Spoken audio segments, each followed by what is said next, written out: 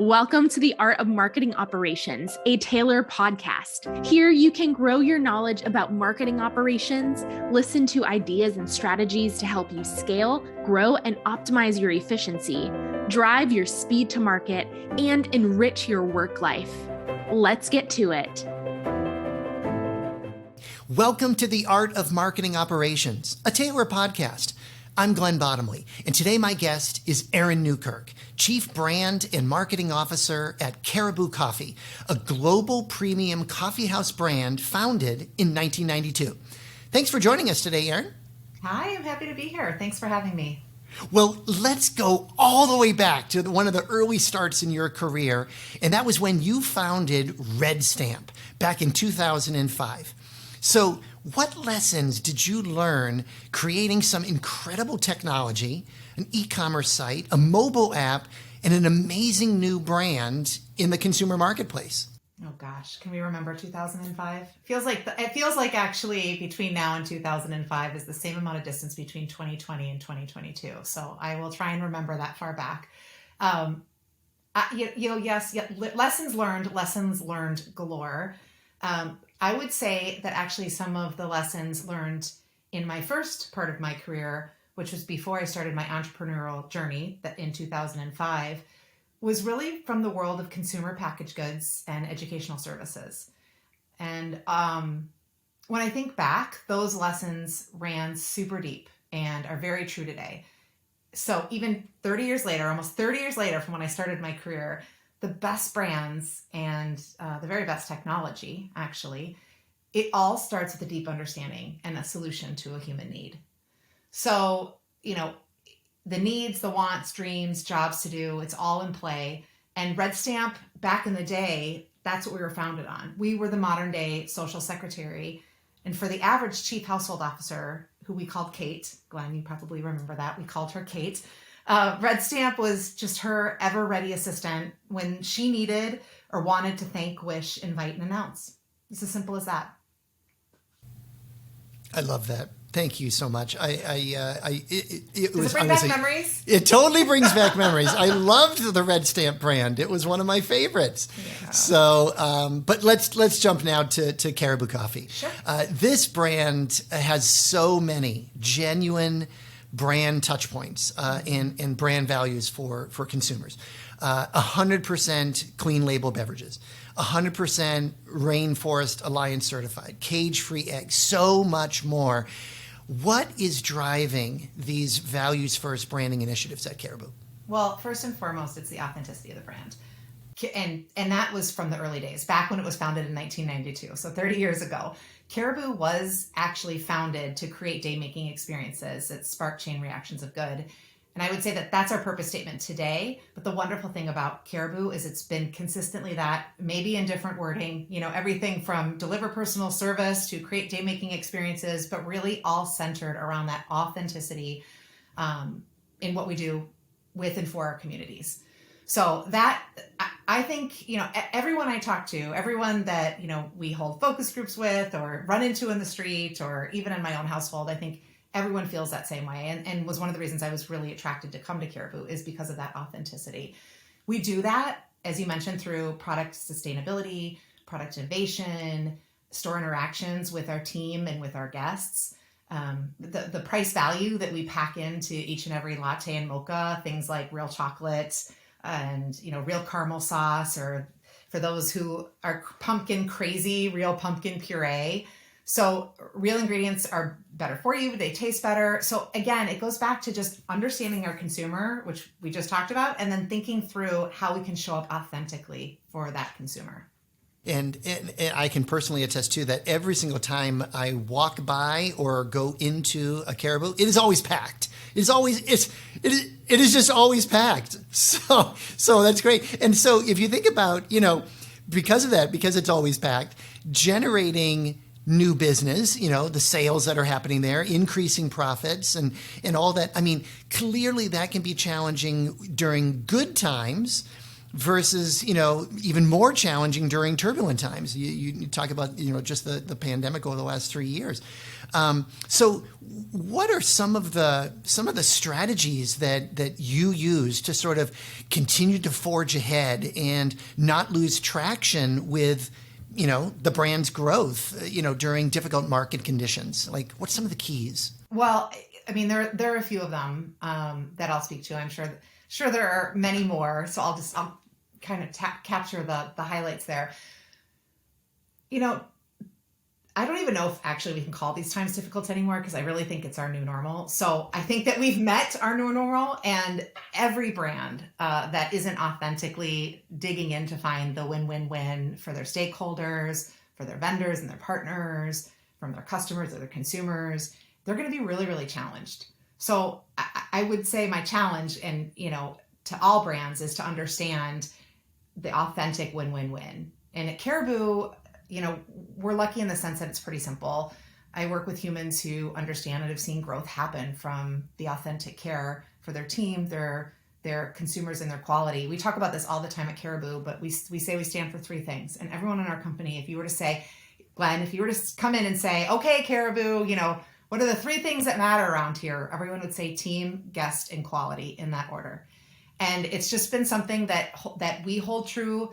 We figure out scrappy ways to make sure that we continue to compete. But we've seen real growth happen from really focusing on those three things. So it's pretty simple. Yeah. Well, and I think to your point, I think there's the brilliance in what you just stated too is driving that simplicity and reinforcing that simplicity, and that, because I think that so many times, particularly in a marketing sense, we can get distracted. There's so much technology. There's so many amazing things that we can do. But if we can just continue to maintain the simplicity of understanding, it's these three things. This is how we need to be successful. I think that's great. Now, when you and I used to work together, and also when we chatted a little bit about this podcast in preparation, I know that for you, the model of people, process, and platforms is a really, really critical sort of model and a foundation for all of your career experiences. So can you first share just a little bit, how you found that model to be so pertinent to all the companies that you've led? Absolutely. And it actually goes back to what you just talked about in terms of shared language. I mean, having a really clear way of breaking down the good times and the bad are super important. And it really cuts out a lot of the emotion that can sometimes stand in the way of driving really good results, managing teams, everyone feeling like they're part of the win or part of the challenge. And so, that shared language is super important. And in fact, if my team is listening right now, which of course they all will, because they're all really excited about this. Of course. Absolutely. Of course they are. This is great. I love being here. This model of people, process, and platform really creates a shared language. So we can go back and look at the drivers of the business and identify challenges and identify opportunities that directly apply to the value that we're creating. So I'm going to give you an example, and I'm going to take you down memory lane a little bit from Red Stamp days. We've talked about this a lot in the past, but so I can already see you smiling, Glenn. For all the people listening, Glenn bottom is smiling ear to ear. So as you remember, during our integration, right, which happened to be in July, which for anyone that works at Taylor knows that is prime winter holiday gearing up season. Yep. We knew that we had to get super, super sharp really quickly about how we would integrate Red Stamp, the back end, right, into Taylor's amazing printing capabilities. So do you remember this? Oh, totally. Yeah. So totally. It really required us to really quickly parse out how we would get this done and get it done as quickly as possible. So we didn't necessarily have a lot of downtime in between acquisition to performance. And so, we started with, okay, who do we need? Who do we need in the room, right? And we quickly gathered on the quick team. So that was the people piece. When we thought about process, I'll go back to that a second, because actually in this case, we were actually integrating platforms, right? So we were talking about what were the defining requirements. And in technology, it's so beautifully, wonderfully simple this way, right? What were the defining requirements of our different technology platforms? And then we were able to loop in the process and say, okay, well, what processes are needed? What do we need to actually alter, amplify, abandon in order to get this done? And I just think back to, that could have been, that could have taken months and months and months. And I mean, in some ways it did. And I give credit to Taylor and, to Dan Wick, who is the technologist who created the Red Stamp back end, of the platform. But the fact that we were able to just break it down and come up with a game plan and then go get it done. It's just that's that people, process, and platform in action. Yeah, you're exactly right. I remember that time well. Erin and I just, by working together for those years, it was just such a great experience. And I think everything that you said, I think, is really good. And if we could, let's dig in now into each of those just a little bit more, because I think the insights that you'll provide, not only just, your experiences at Caribou, but all of your career, just, thinking back just in all of the different things that you've been working on. So if we talk about people for a second, so obviously it's very obvious when we're talking about this is the who. So customers, your team, stakeholders, the audience, et cetera. And as you mentioned, the wants, needs, and dreams. I love that. So what is the key then? And what can you share as to how do you ensure that the marketing team, how do you support your marketing team to make sure that you can sort of ensure excellence in execution as it relates to people? Yeah, that's a great question. And this part's a little complicated, not so much in the team piece, but I think when you start talking about marketing specifically, there are so many who's, right? So first of all, it's really breaking down who are the who's. Who are the stakeholders? Definitely shareholders, definitely leadership, definitely team, definitely partners, but that's inside the organization. Then you look outside the organization, and when you think about, who it is that you're serving, right? Typically there's a customer and a consumer being the first sale, consumers being the second sale. So clearly identifying what their wants and needs and dreams and jobs to do are super important. Understanding psychographics, demographics, what websites are they visiting? Where else are they spending their time? Because I think that's the other piece in this day and age. It is so important to think through the whole of the day, the whole of the week, the whole of the month in your consumer or customer's mind to understand really, okay, what do I need to do to grab their attention and actually make the sale, right? So there's just there's a lot to the people piece. And I think part of it is depending on the quote unquote problem or the opportunity that you're looking to solve for, it's really important to identify all of the people, everyone that's sitting at the table, and really understand what they're, again, going back to the needs, wants, dreams, and jobs to do. That's what it is. Yeah. Well, I think that's spot on. And, and I think the coaching component, the feedback loop that's there, as you're rolling something out, the connection on process and platforms, then looping that back in the training and how do you pull those things together? That's just such an important component. It feels, and I know just from in working with you, your leadership style is all about just the connection with people. This. You talk about the authentic brand, but you yourself, you're the first person that drives that. I mean, you're one of the most authentic people I know.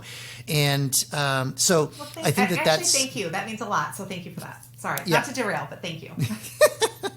Well, so let's go to the second one then, okay. Process. So again, now on the process side, obviously this is all about the how, right? Yeah. But one of the things that I find fascinating about processes is that, an organization can have all sorts of insights or shiny objects or MarTech stacks and stuff like that.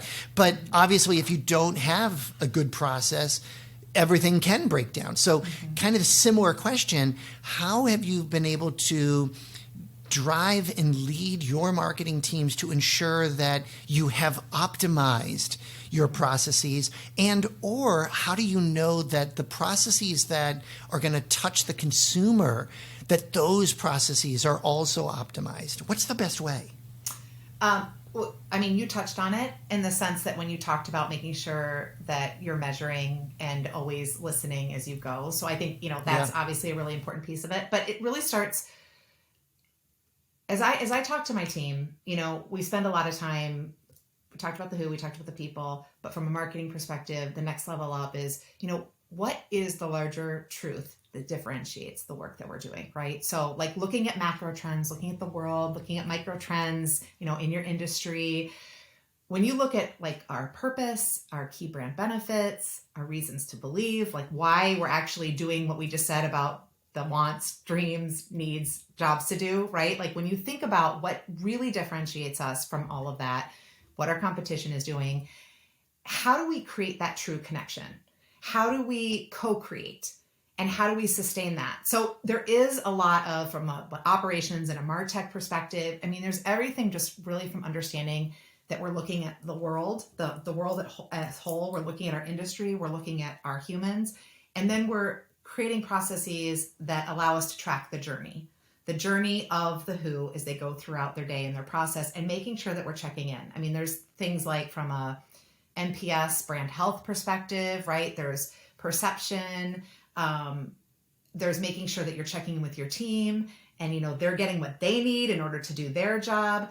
So it's probably slightly different for every industry, but I think when it comes down to understanding how you can co-create a connection and you can sustain that through data, through, you know, both qualitative and quantitative, there's a lot of measures that you can stand up around the health of the project or the brand that you're working on. And so we spend a lot of time actually setting up that strategy for all the different teams that I'm on. Mm-hmm.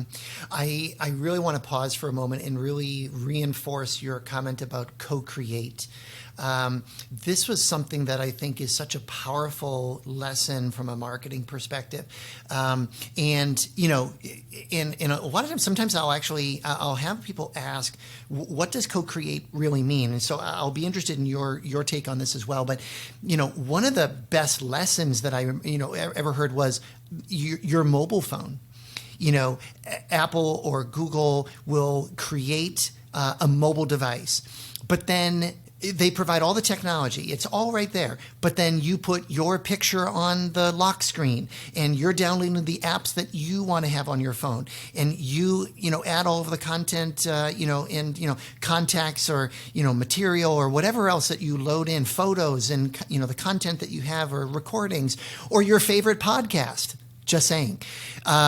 Just saying. And, you know, so there's so many examples of co-creation.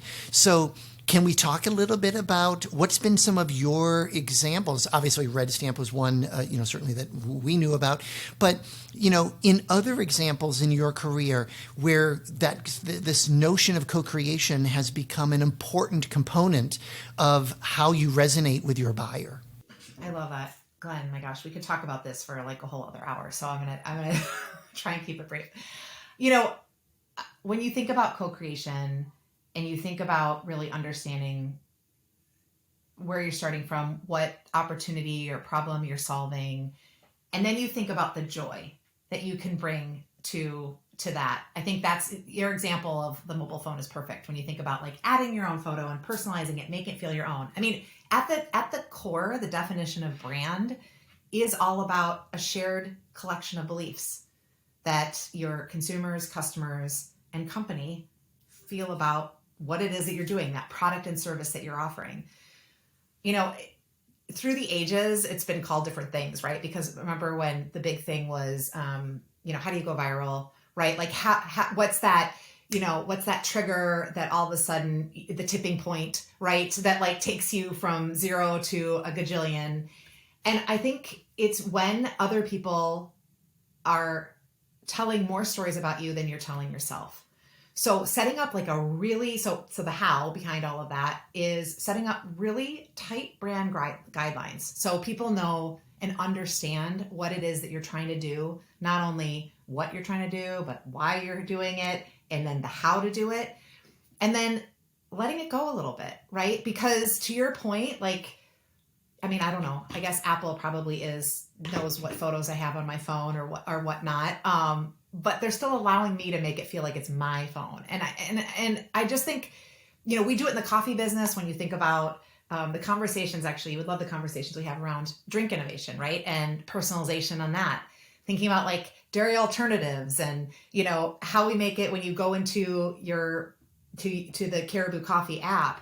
We spent a ton of time actually in our new platform. We just re-platformed with drink creation, where we said, okay, have a little bit of fun with this, right? Like, here's what you're craving. Do you want it hot, cold, or blended? And you can actually do that after you go in. You can see the drink change as you go. You know, you can actually go in and then decide like, oh, I want this milk. And okay, the recipe calls for this, but I'm actually going to add that. And we really try to make that a more joyful experience.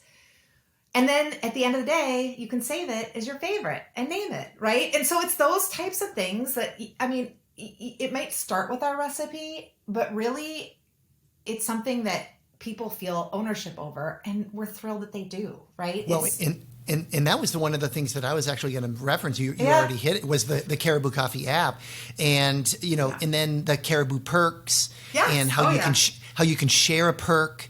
Those are those ways of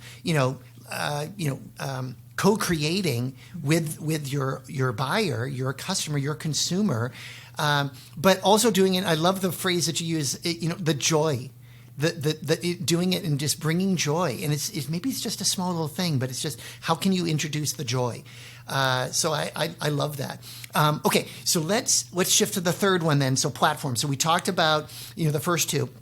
So on the platforms piece, of course, it's the what, answering the right questions, and so forth. But so kind of the same kind of question, like, so if we think about it, and we talk about on this podcast a lot about MarTech stack and platforms and so forth.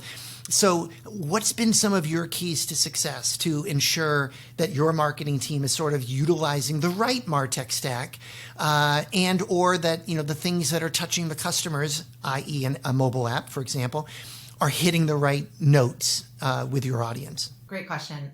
For us, and actually every job, I'm actually thinking, I will start with Caribou because it does get a little personal and different depending on what it is that you're doing, as you think about the product and service that you're trying to offer. So I'll speak specifically to Caribou. Every single person in our company knows what our NPS score is at any given time. That is something that we really hold true to, because if you go back to our purpose of creating day-making experiences, right, that spark a chain reaction of good, we have to know what people are saying about us. Like, are we sparking joy so that they can actually go out and spark joy? So that has been something that we continue to invest in, continue to use. It's a really important metric for us. We break it down 20 different ways till Sunday. That, and I would say that combined with our guest services platform. And, it's something that is simple as understanding what people are saying as they call in, understanding what they say as they leave a store, understanding what they say when they're in a store. We do a lot around sentiment in that way. So for us, the platforms to make sure that we're really hitting it as far as, hey, are we delivering this joyful experience? Are we creating, day-making experiences? We say that's what we want to do in how we serve it. And we know that by investing in these different platforms, right, we're able to understand, well, okay, did we get order accuracy correct? Did we, go ahead and deliver with the right speed of service? Did we greet and say welcome and thank you? So we can break it down into like more concrete measures, which goes back a little bit to the process. But when you think about the platforms, we really want to make sure we're investing in the right platforms in order to give us the right tools to fuel the process and therefore then, meet our people goals as well. I love that. Such great advice. Thank you for that. Yeah. So what other advice would you give to other B2C brands, on how should they look at buyer journey, and how to ensure that your marketing and marketing operations teams are always driving value? It's a little different for startups and new companies than it is for existing. I will say that. So I will let me touch on both, and Glenn, you can give me that if I'm going to. But when you start a company, right, when you're starting something from scratch, I think you can identify what's already out there in the marketplace. Pretty much you're starting a company because you know that there's a need that can be solved by what it is that you want to offer and do. But at the same time, people are already experiencing some similar experience, right? Like you will have a way to probably solve for it in a different, better way, assuredly. But there probably is a way to already segment the market For an existing brand, it's the same thing. You can actually go in and segment your customers, right? So that's like the foremost important thing to do.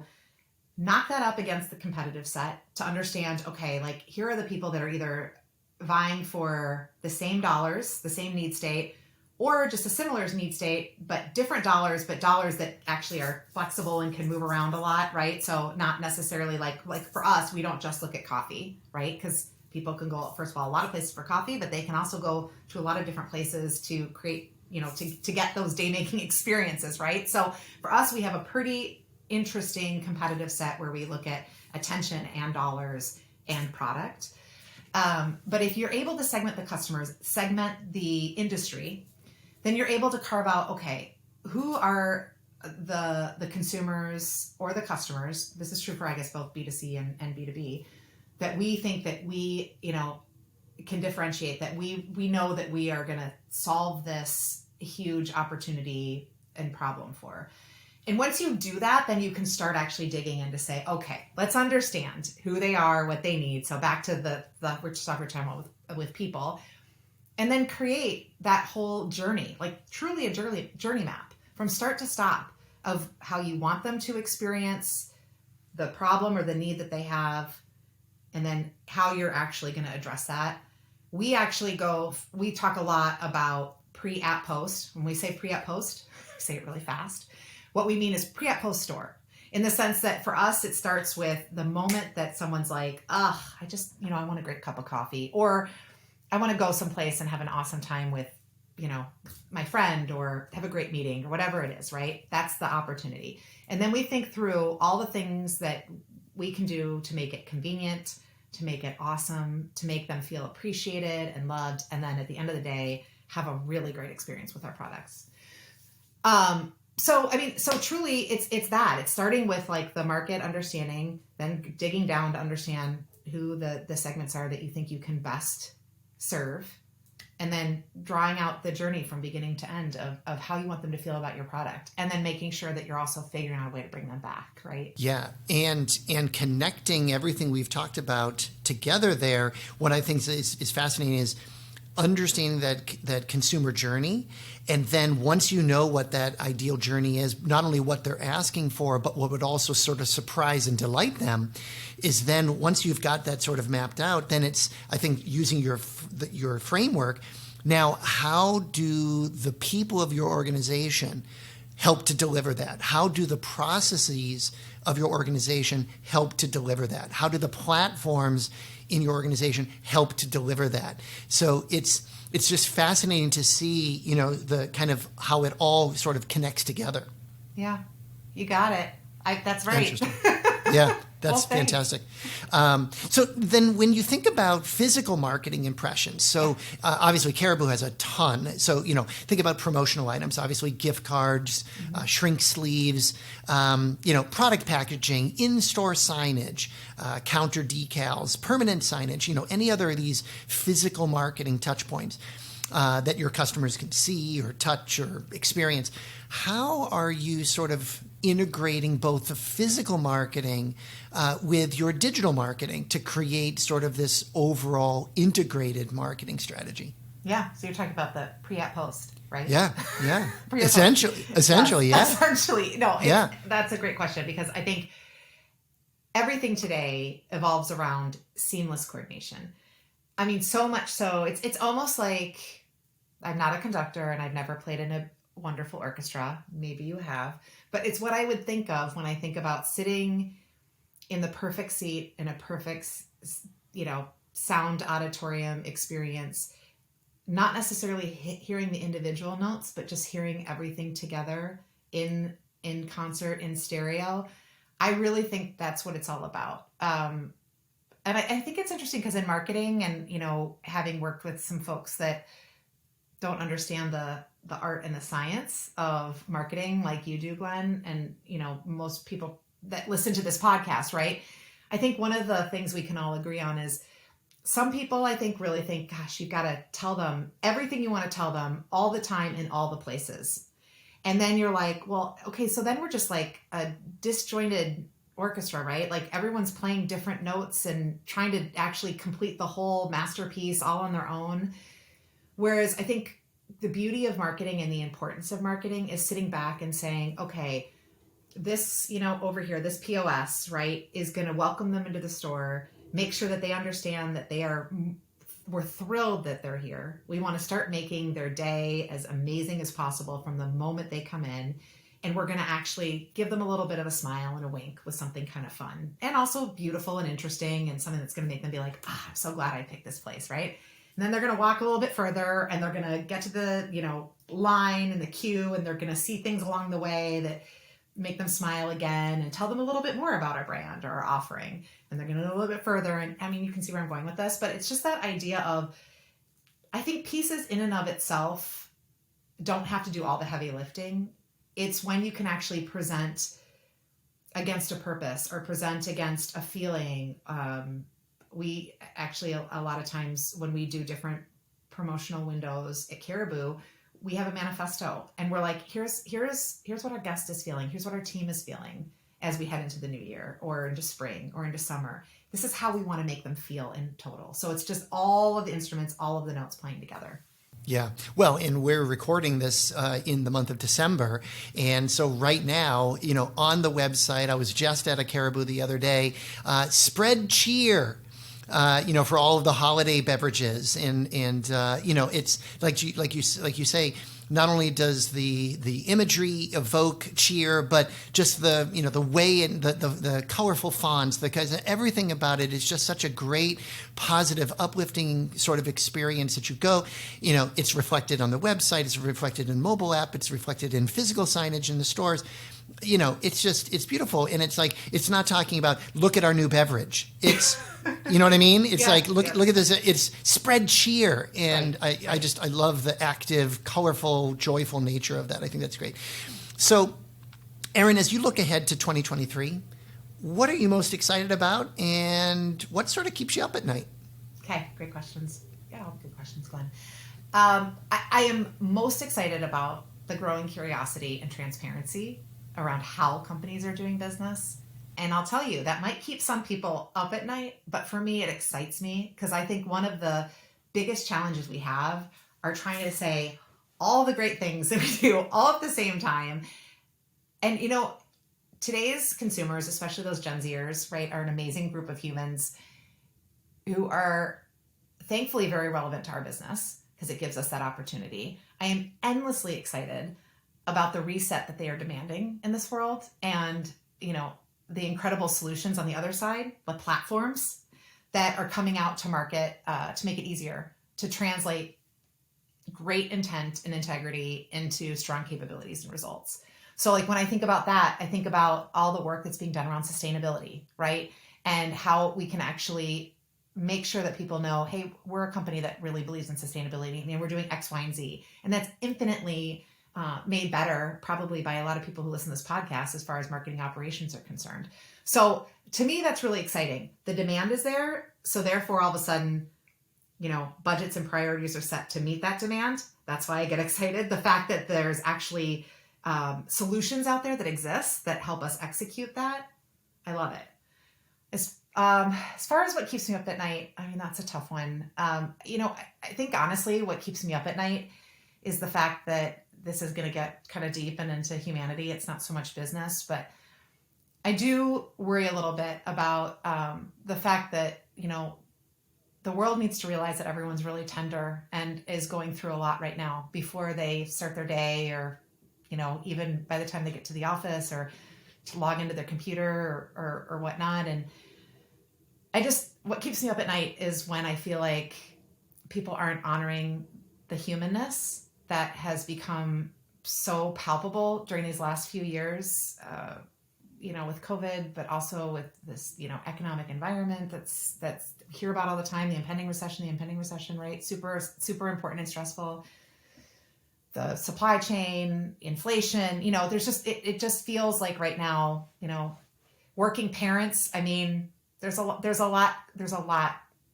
So that's what keeps me up at night is, am I doing enough for humanity? And are we doing enough? Is my company doing enough? Do my team members feel it? That's all. Yeah. Well, that was directly from the heart, and I couldn't agree more, because I think everybody is feeling that strain and stress and friction and need for a sense of relaxation, a sense of something to give there. So thank you for that. So you Erin, knew I was gonna do that, Glenn. You've worked with me, you know. It's so great. So before we wrap up today's episode, Erin, what is the main takeaway that you want to share to help understand the challenges facing marketing operations executives today? I think it's really think about the constraints that you're facing, because you're everyone, all of us are doing less with more. Really think about the constraints and actually come up with priorities. I think some of the most clever businesses and projects and campaigns and, platforms, whatever you're into and you're responsible for, come from scarcity. But also know that we're in an abundance phase. We have abundance. So take that scarcity, make sure you're really thinking it through, dissecting it, understanding what's really important and how you can do more with less. I love it. What a great way to wrap up this episode. Erin, thank you so much. This wraps up this episode of The Art of Marketing Operations. Erin, as always, thank you so much for joining us today. Thank you, Glenn. Thank you so much. Thank you, Taylor. Thank you.